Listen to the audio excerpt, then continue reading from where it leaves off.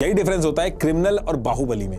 बाहुबली में इतना बल होता है कि उसके केस जो होते हैं वो कोर्ट में प्रूव नहीं हो पाते हैं, इसीलिए उसको क्रिमिनल नहीं बाहुबली बोला जाता है। अतीक के ऊपर 100 से भी ज्यादा केस रजिस्टर थे, लेकिन सिर्फ एक में ही प्रूव हो पाया कि वो गिल्टी है, वो भी उसके मरने से कुछ दिन पहले। उससे पहले उसके ऊपर लगा एक भी केस प्रूव नहीं हुआ था कोर्ट के अंदर, क्योंकि कोई भी गवाह सामने ही नहीं आता था तो अपने बयान से बदल जाता था, या जो आने वाला होता था उसकी किसी न किसी वजह से मौत हो जाती थी। इनफैक्ट कहा जाता है कि जिन पुलिस वालों की ड्यूटी लगती थी अतीक अहमद को हथकड़ी पहनाने के लिए या फिर जेल में इधर से उधर ले जाने के लिए, वो डर के मारे अपना जो नेम टैग होता था वो भी छुपा के जेब में रख लेते थे, कहीं अतीक अहमद को उनका नाम ना पता चल जाए।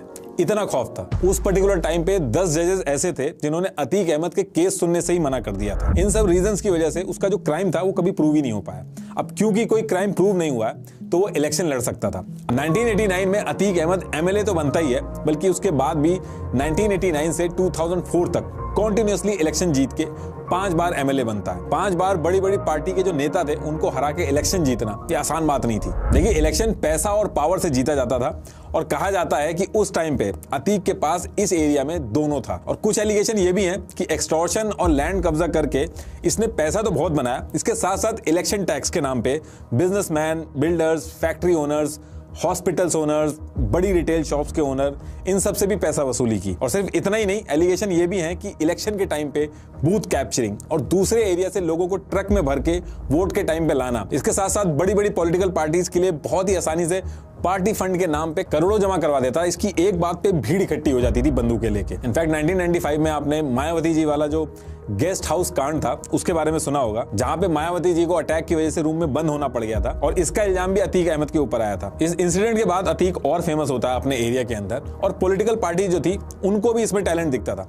अतीक अहमद को हर पार्टी अपने साथ लेना चाहती थी। 2004 में समाजवादी पार्टी ने अतीक को फूलपुर की सीट से लोकसभा का टिकट दिया, और अतीक जीत भी जाता है। और ये इलेक्शन जीतने के बाद अतीक अहमद माननीय विधायक से सीधे माननीय सांसद बन जाते हैं। 2008 में इंडिया की न्यूक्लियर डील जो थी वो साइन होनी थी यूएस के साथ। उसको लेके बहुत हंगामा हो रहा था पार्लियामेंट में, क्योंकि ऑपोजिशन कह रहा था कि ये जो डील है न्यूक्लियर वाली, इसको साइन नहीं होने देंगे। और फिर बहुत हंगामे के बाद ये डिसाइड हुआ कि पार्लियामेंट में वोटिंग होगी, अगर ज्यादा वोट आए तो इंडिया डील साइन करेगा, वरना नहीं करेगा। तो ये वो टाइम था जब कांग्रेस ने समाजवादी पार्टी से भी सपोर्ट मांगा था। कांग्रेस के पास 228 मेंबर थे और वोट जीतने के लिए 44 कम पड़ रहे थे। और इस चीज को पूरा करने के लिए सारी पार्टियां, चाहे अपोजिशन हो चाहे जो रूलिंग पार्टी थी, सब अपनी अपनी गणित लगा रही थी।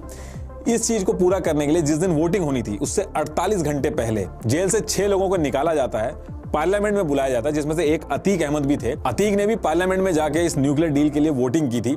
आज भी ये रिकॉर्ड में है, हमारे देश की जो न्यूक्लियर डील हुई थी उसमें अतीक अहमद ने भी वोटिंग करी थी। तो एक तरफ तो अतीक अहमद और उसके लोगों के ऊपर ये आरोप थे कि चौराहे के ऊपर वो लड़ते लड़ते क्रूड बॉम्ब मार रहे थे एक दूसरे के ऊपर, दूसरी तरफ इंडिया की जो न्यूक्लियर डील थी उसके ऊपर फैसले भी ले रहे थे। अतीक जो साबरमती जेल में था, 28 मार्च को कोर्ट अतीक को उमेश पाल का जो किडनैपिंग वाला केस था उसमें उम्र कैद की सजा सुना देती है। ये पहली बार होता है जब अतीक को सजा सुनाई जाती है किसी केस में। इसके ऊपर 100 से भी ज्यादा केस थे, और ये पहला केस था जिसमें इसको गिल्टी प्रूफ किया गया था। तो ये जो सजा सुनाई जाती है, अतीक को इसी सुनवाई के लिए साबरमती जेल से यूपी लाया जाता है, और उसके भाई अशरफ को बरेली जेल से प्रयागराज लाया जाता है। जब अतीक को यूपी से लाया जा रहा था तो 1 मिनट के लिए भी मीडिया ने अतीक का साथ नहीं छोड़ा था।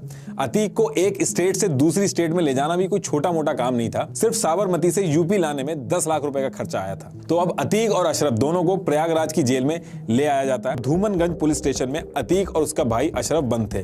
अब देखिए, कोर्ट से स्पेशल ऑर्डर थे कि अतीक और अशरफ इनका रेगुलर मेडिकल चेकअप होगा, ताकि कोई मारपीट हो इनके साथ तो वो पता चल सके। तो नेक्स्ट डे यानी कि 15 अप्रैल को इन दोनों को रात 10 बजे कॉलविन हॉस्पिटल की तरफ ले जाया जाता है, धूमगंज पुलिस स्टेशन से, जो कि 10 मिनट की दूरी पे है। इनकी जो गाड़ी थी वो हॉस्पिटल से थोड़ी दूर पे रुकती है, और ये लोग गाड़ी से उतर के पैदल पैदल हॉस्पिटल की तरफ बढ़ते हैं। मीडिया वाले इनको घेर लेते हैं, उसमें से ही 3 लोग फेक मीडिया पर्सन बन के आते हैं और अतीक और अशरफ को मार देते हैं।